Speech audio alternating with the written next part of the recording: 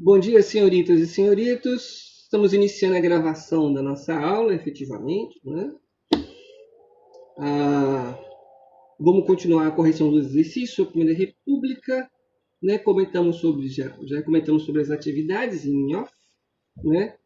Vou sugerir a vocês a edição da revista Piauí de número 166, certo? Essa revista é um clássico, certo? Ela está um clássico, certo? Se a gente tivesse em aula normal, né? Se nós estivéssemos em aula normal, corrente, né, frequentando sala de aula, eu correria essa revista na sala de aula para a gente ler algumas coisas, porque ela está muito boa, certo? Vou ver se a escola compra e bota na biblioteca. Ela aborda diversos temas relativos ao contexto que a gente está vivendo no Brasil hoje, seja ele político, econômico, né, principalmente em relação à Covid, né? Essa revista está muito boa. Quem puder, acessa a rede, Twitter, né? O Instagram, você tem as páginas dessa revista, né, da Piauí. Essa está muito boa, vale muito a pena as reflexões que são chamadas nessa edição. Certo? Mas vamos aí à continuidade dos nossos exercícios, os recados foram dados, certo? Nós corrigimos até, ou discutimos até a questão 37, vamos dar sequência aí na questão 43, certo? Que diz assim, manifeste-se, por favor, certo? A nação independente continuaria subordinada à economia colonial, passando do domínio português à tutela britânica. A fachada liberal, construída pela elite europeizada, ocultava a miséria e a escravidão da maioria dos habitantes do país. Vamos ler de novo esse enunciado, que ele é bonito, né? Ele dá uma chamada bem legal. A nação independente continuaria subordinada à economia colonial, passando do domínio português à tutela. Nós somos independentes, mas tutelados, protegidos, né, pelos ingleses. A fachada liberal, fachada liberal, construída pela elite europeizada, ocultava a miséria e a escravidão na maioria dos habitantes do país. Bem impactante esse enunciado, assim, né? Diz muito sobre a sociedade da época, né? Se nós somos independentes politicamente, mas dependentes economicamente, dependentes da Inglaterra, que de uma forma ou de outra dita as regras, não é? Dita as regras. Nada que ameace os seus interesses será aceito de forma pacífica, né? Sem retaliação. A fachada liberal, ou seja, o discurso é liberal, mas a prática em si não. Construída pela elite europeizada, ou seja, a referência do que é bom é o que vem de fora, certo? Oculta a miséria e a escravidão na maioria dos habitantes do país, certo? Ou seja, você trança. E você vê isso na televisão hoje, é claro, não é uma repetição, a gente vê semelhanças, a gente vê comportamentos que lembram, né, que remetem. É claro que os grupos são outros, não é? Mas você percebe semelhanças de estratégias, né? Você vê a referência que nós temos, o que é passado na televisão, nos programas, nas propagandas, remete a um Brasil, a uma sociedade que está distante do que a gente olha pela janela. Né? Você olha pela janela, você não vê esse mundo, né, desenvolvido, assim, né, consumista, que acessa coisas. Né? Eu sempre faço referências às propagandas, né, as propagandas de banco, as propagandas de margarina, né? É um povo que você não costuma ver quando você olha para os lados, né? É um povo que você não costuma ver. Às vezes, andando nas ruas, você não vê o que está debaixo da marquise, né? Porque ficou normal andar e ver pessoas pedindo esmolas, crianças pedindo, vendendo bala no semáforo. Ficou normal, veja. É importante pensar sobre isso, a normatização da desgraça no nosso país, né? Tudo é normal. Causa um impacto, assim, na hora, oh, a coisa vai se repetir, né? 105 mil mortos, ninguém Ninguém liga. Né? Ninguém liga, né? Eu cheguei a ler uma coisa assim, muito, muito doida, assim. Eu peguei, não morri, então o presidente tem razão. Né? Uma coisa é uma coisa, outra coisa é outra coisa. Certo? O impacto é passageiro, né? Muito bom, Fernando, essa ideia do impacto. Porque a gente normaliza a desgraça. A pobreza, a fome, a violência. Né? A nossa sociedade tem esse costume de normalizar as coisas. É comum. E a gente não se revolta, né? Não se incomoda. Mas vamos dar sequência. Vamos pensar sobre isso também. É tanta coisa para pensar, né? A interpretação correta do texto anterior sobre a independência brasileira seria: a nossa independência caracterizou-se pelo processo revolucionário que rompeu socialmente com o passado colonial. Bom, dá para discutir essa alternativa? Não, né? A preservação da ordem estabelecida, isto é, escravidão, latifúndio e privilégios políticos da elite, seria garantido pelo novo governo republicano. A alternativa está correta até a vírgula. Né? Seria garantida pelo novo governo republicano. O novo governo não é republicano. Né? O Dom Pedro I vai assumir num contexto, principalmente após a Constituição de 1824, absoluto. Né? Então, o governo republicano é que anula a letra B. A letra C. A rápida transformação da economia foi comandada pela elite política e econômica interessada na superação da ordem colonial. Proclamamos a independência. A estrutura econômica foi alterada. O Brasil deixou de ser um país economicamente voltado para o latifúndio, economia voltada para os interesses externos, né? Mão de obra escravocrata. Isso mudou? Não. Então, não foi superada a economia. Né? Houve a manutenção da estrutura. Lembra, a transformação que ocorreu no Brasil com a proclamação da independência foi a independência política. Né? Econômica e socialmente não houve transformação dessa estrutura. O espírito liberal de nossas elites não impediu que estas mantivessem as estruturas arcaicas da escravidão e do latifúndio, sendo a monarquia a garantia de tais privilégios. Sim. Né? A alternativa D está correta. Certo? Isso aí. Alternativa D. A alternativa A, B, C, certo? Elas reforçam né, a assertiva da letra D. Né? Isso aí. É importante pensar que eu ainda colocaria esse espírito liberal entre aspas. Né? O espírito liberal, o liberal no sentido de se libertar do absolutismo. O espírito liberal ligado àquele conceito iluminista de fim do absolutismo. Né? Porque liberal, efetivamente, uma vez instituída a monarquia no Brasil com a independência, esse liberal ele não vai se concretizar efetivamente. Né? O rompimento com a dependência inglesa foi inevitável, já que, após a independência do governo, passou a incentivar o mercado interno. A letra E também está equivocada. A letra D é a questão correta. Nós estamos discutindo a questão de número 43, vamos agora para 46. Aqui. No Brasil, durante o Primeiro Império, a situação financeira era precária pelo fato de que o comércio de importação entrou em colapso com a vinda da família real em 1808. Os Estados Unidos faziam concorrência com nossos produtos, especialmente o açúcar.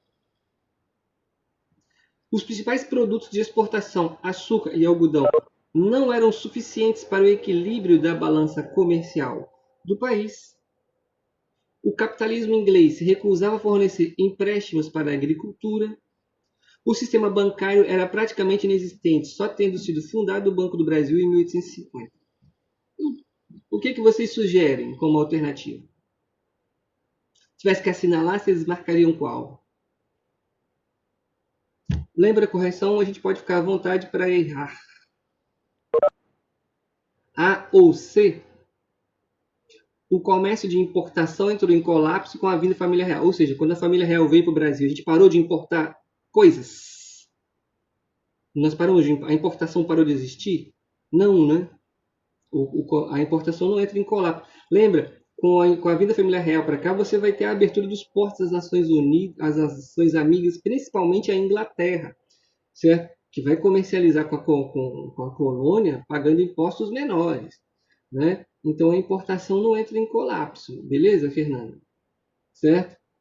Os Estados Unidos faziam concorrência com os nossos produtos, especialmente o algodão, não o açúcar. As Antilhas vão estar fazendo concorrência com o açúcar brasileiro, certo? Os principais produtos de exportação, açúcar e algodão, não eram suficientes para o equilíbrio da balança comercial do país. A alternativa correta é a letra C, certo? O capitalismo inglês se recusava a fornecer empréstimos para a agricultura. Não, é o dinheiro inglês que move, né? O capitalismo inglês não se recusa a fornecer empréstimos. O sistema bancário era praticamente inexistente, só tendo sido fundado o Banco do Brasil em 1850. Não. Quando a família real vem para cá, você funda um Banco do Brasil. O Banco do Brasil ele vai falir algumas vezes, tá? Ele vai ser refundado, vamos dizer assim, algumas vezes durante esse período no Brasil, certo? A vinda da família, você já tem a fundação de um Banco do Brasil. Certo? Então, a alternativa correta, letra C. Dúvidas? Se manifestem. A próxima questão é a 47. Assinale a opção que apresenta um fato que caracterizou o processo de reconhecimento da independência do Brasil pelas principais potências mundiais.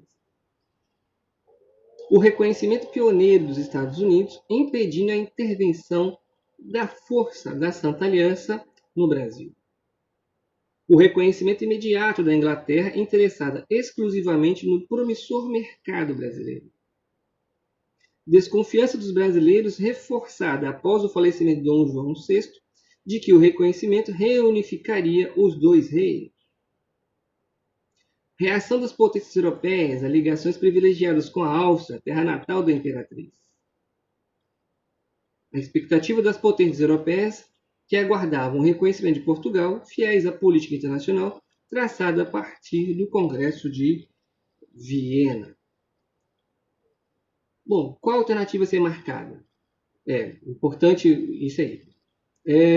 Isso aí, a letra E. Muito bom, muito bom. A letra E. O contexto aí está ligado ao quê? Ele está fazendo várias referências ao que está acontecendo na Europa. O que está acontecendo na Europa? A gente já fez essa, né?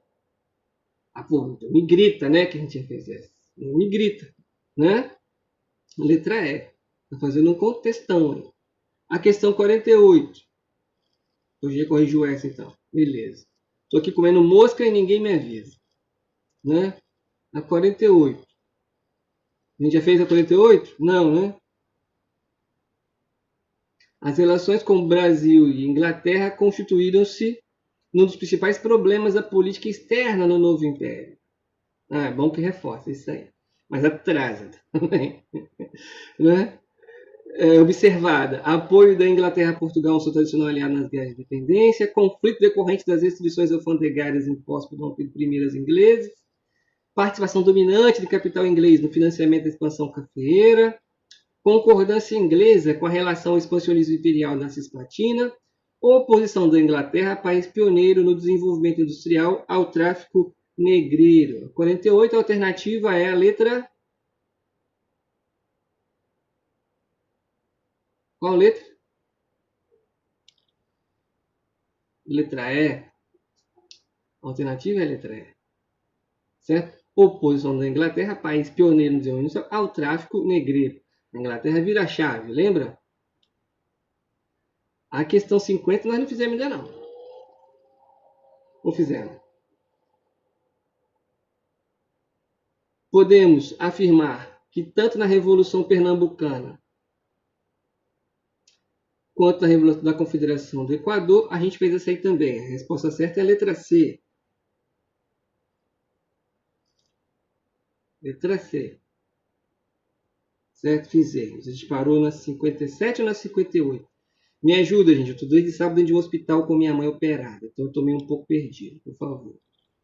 57 a gente não fez, não. Fez a organização social da época. A 57 também a gente fez. A 58 o ato adicional. Fez. 59 também. Fez. 62. 62 a gente fez. A abdicação de Dom Pedro I, a 7 de abril de 1061, resultou...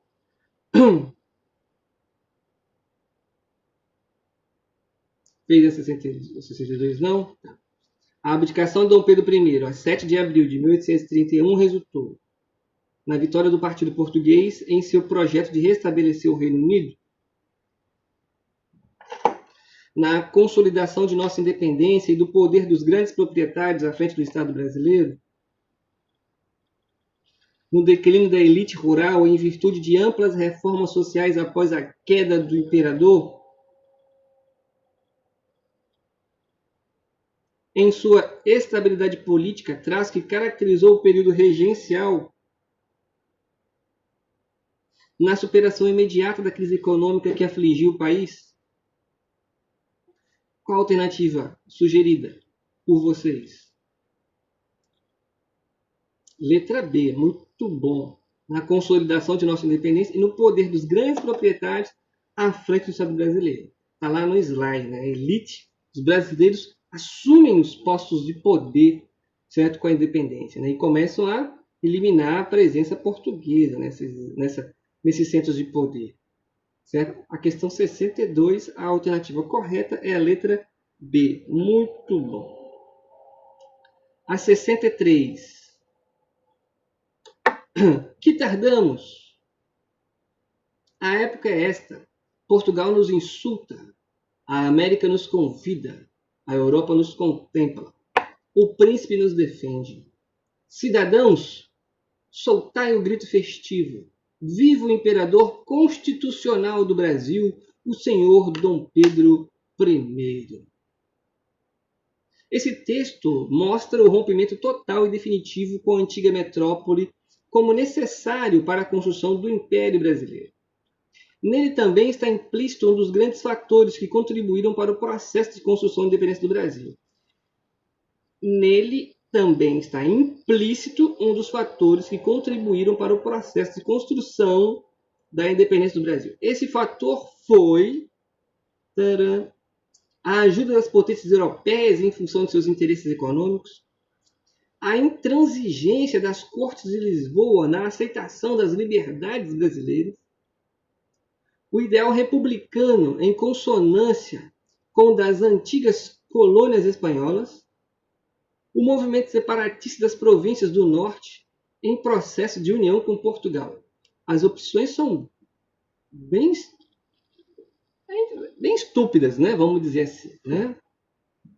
Qual dá para fazer por eliminação? Né? Ah, meu Deus, eu não tenho ideia. Movimento separatista das províncias do norte em processo de união com Portugal.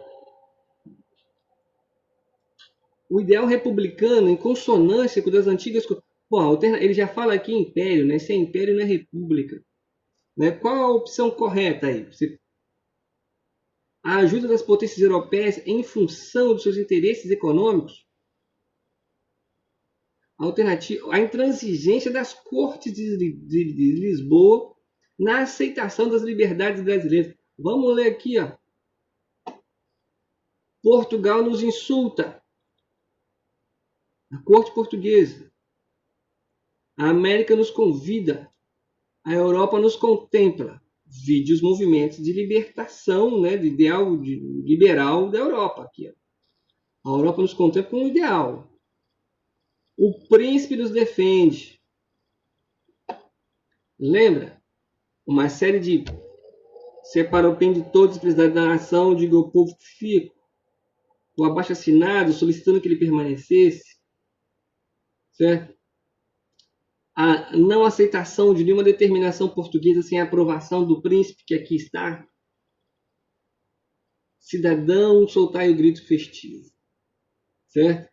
A alternativa é a letra B.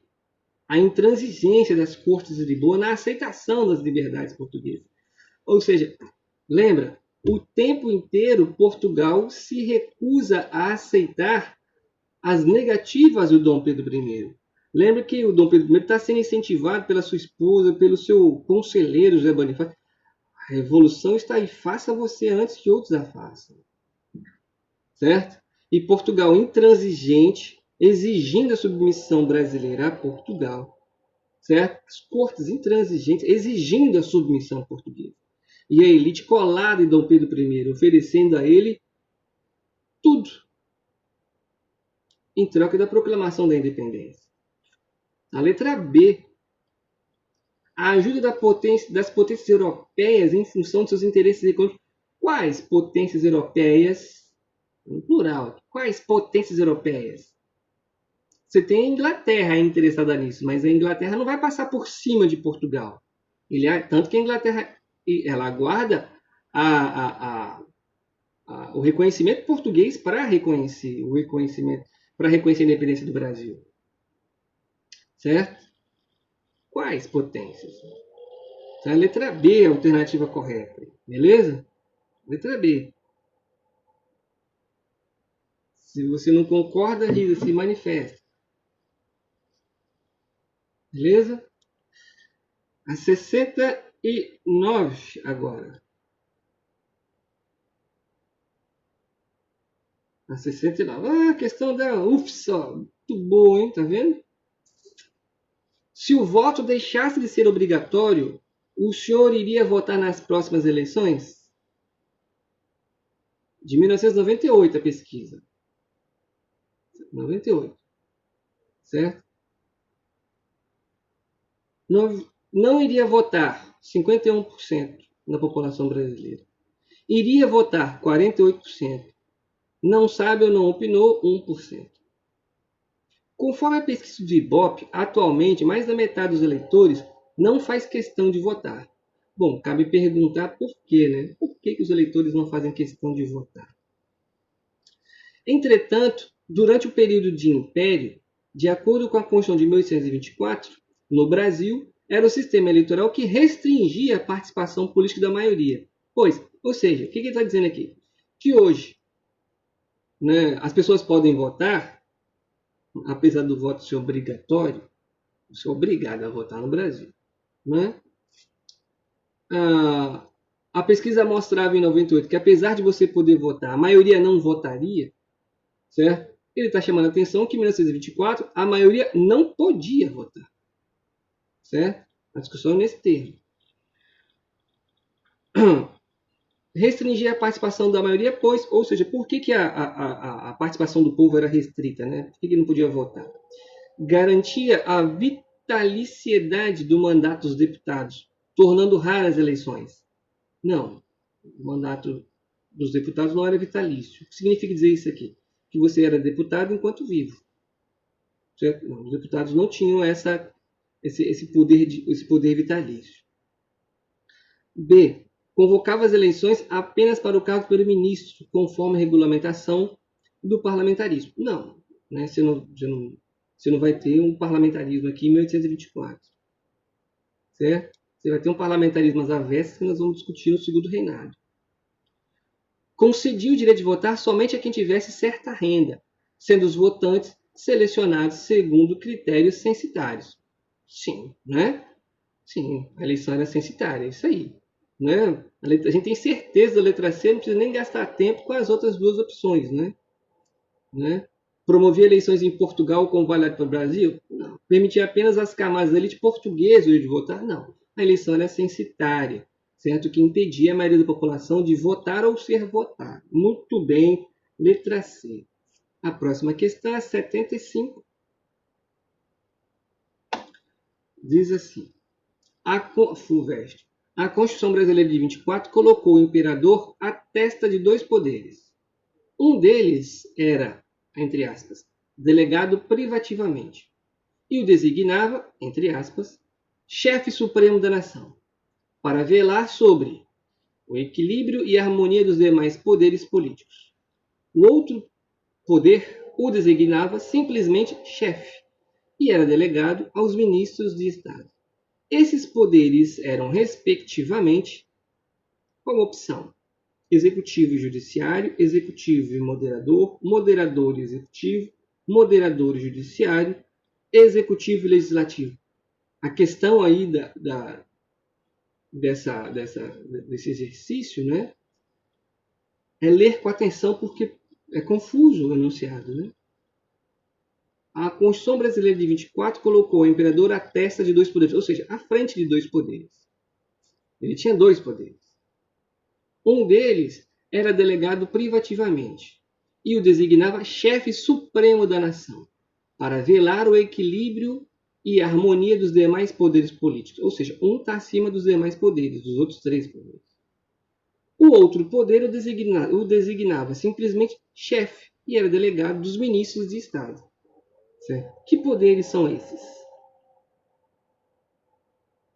Qual a alternativa? Alternativa C. Certo? Isso aí, alternativa C. O moderador executivo. O primeiro, né, delegado privativamente, designava chefe supremo da nação. É o que caracteriza o poder absoluto de Dom Pedro I. Né? O poder moderador e o poder executivo. Muito bom. Vou molhar a garganta aqui, só um minuto. Muito bem, letra C. Certo? Dúvidas? Questão. Gente, o nível das questões fácil, médio, difícil, a maioria que nós discutimos até agora. De fácil para médio, concorda? De boa, não é? De fácil para médio. Tem um pouco de atenção na leitura do enunciado, não é? A gente resolve as questões. A independência política brasileira, 7 de setembro de 1822, foi resultado de um acordo entre as elites dominantes. Olha a afirmativa que ele está dando no enunciado. Né?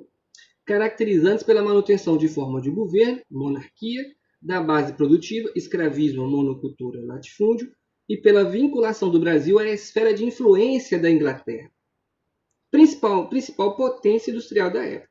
Então, um resumo aí do Brasil independente.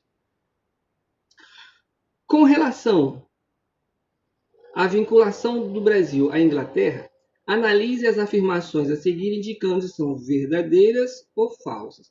Observa, certo? Isso às vezes vocês comem mosca nas provas. Que é para botar o VOF, mas não basta botar o VOF aqui. Você tem que marcar a alternativa. É aqui que conta.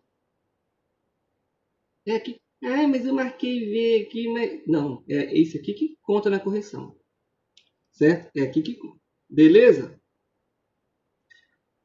Os acordos de independência do Brasil, feitos com Portugal em 1810, previam que o primeiro deveria assumir a dívida lusa com a Inglaterra. Certo? Os acordos de independência do Brasil, feitos com Portugal em 1810, previam que o primeiro deveria assumir a dívida lusa com a Inglaterra. Verdadeiro ou falso? Falso. Lembra? Portugal tem uma dívida com a Inglaterra, certo? Mas o acordo não é, você vai ser independente se você assumir a minha dívida com a Inglaterra. Não. O Brasil tem que indenizar Portugal, né, pelos feitos de Portugal, pelos benefícios que Portugal promoveu à colônia. Certo? Esse dinheiro vai ser utilizado para pagamento de dívidas, certo? O que é diferente. Beleza? Então, tá falso aí. Muito bom. Certo? A alternativa é falsa. A manutenção dos acordos firmados por Portugal e Inglaterra em 1810 e os investimentos de capitais ingleses no Brasil contribuíram para a dependência econômica brasileira em relação à Inglaterra. Verdadeiro ou falso? Verdadeiro. Muito bom. Certo? Verdadeiro. A manutenção do Brasil sob a esfera de influência inglesa está diretamente relacionada à necessidade de assegurar o mercado brasileiro aos produtos ingleses? Bom, verdadeiro. Né? Verdadeiro, muito bem.